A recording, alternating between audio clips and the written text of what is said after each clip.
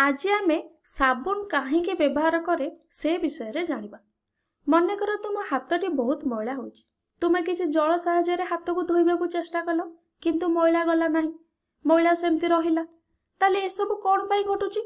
कारण एही मैलाटी हाइड्रोकार्बन रु तयारी होइथाय। जेमिति कि तेल, ग्रीस ये सब हाइड्रोकार्बन रु तयारी।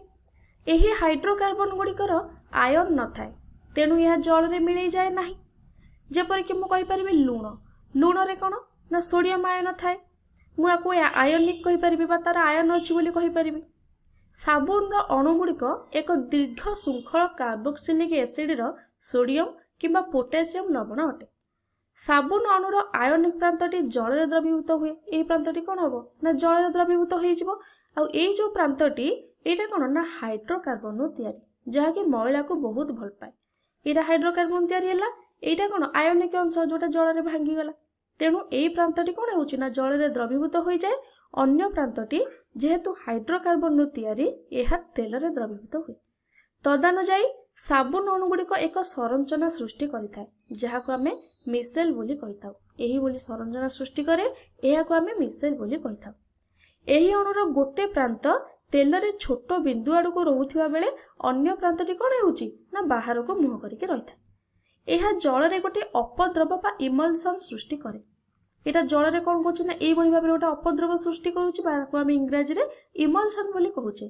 फल रे साबुन कोन करूछि ना मिसेल मैला को जल रे द्रवीभूत करिबारे सहाय्य करे एवं आमे आम लुगापटा को सफा करि पारू। किंतु जदि खर जल कथा कहिबी, खर जल रे कोन हुए ना खर जल रे तुमे माने जानिछ इथिरे साबुन व्यवहार करिया बहुत कष्ट होइथाय, कारण यह भल भाबरे काम करे नै। इथिरे कैल्शियम आउ मैग्नीशियम आयन रहिथाय। एही आयन गुड़िक आयनिक अंशर दृढ़ भाबरे लागि थांती। साबुन द्वारा से माने कोन करंती ना बाहरंती नाही। तुमे गाधेला बेले लक्ष्य करिथिबो कि फेण सृष्टि होबारे बहुत असुविधा हुए।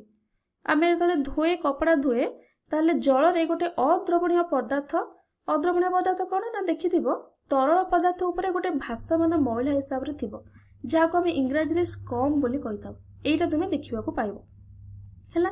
तेणु एठारे कोन हुए ना सफा करिया पई बहुत एठी साबुन व्यवहार करिया को पड़े। यह अति सहज रे सफा हुए ना, बहुत साबुन लागे। आमे जानिचे साबुनटा कोन गोटे दुर्बल अम्ल बा ता भितर दुर्बल अम्ल रहिछि, जेउटा कि हम चर्म पई ठीक अछि, चर्म खराब करिवोनी, किंतु कपड़ा सेतरे सफा होई परिबो नै। काहेकि ना कपड़ा सफा करिया पई सबल अम्ल दरकार, जेउटा कि सल्फोनिक एसिड रे अछि। एहा जेहेतु सबल अम्ल, एहा केबे भी कैल्शियम और मैग्नीशियम को बांधी होई के रहिबा को देबो नै। एहा कोन करिवो ना को काढी दबो, केबे भी बांधी होई के रहिबा को दबो नै। किंतु साबुन रे आमे याको व्यवहार करि परिबो नै, काहेकि ना हम चर्मटी याको व्यवहार कले बहुत खराब हो जिवो। एहा को केवल आमे कपड़ा सफा करिया पई व्यवहार करिथाउ। आउ बोल सेही भली मध्य परिष्कारक रूपे आमे डिटर्जेंट नामक अन्य एक श्रेणीर यौगिक को व्यवहार करू, जहा एही समस्या को मध्य दूरेई परिबो। शैम्पू आउ लुगा सफा करिवार उत्पाद प्रस्तुत करिया पई डिटर्जेंट को साधारणतः मध्य व्यवहार करा जाय।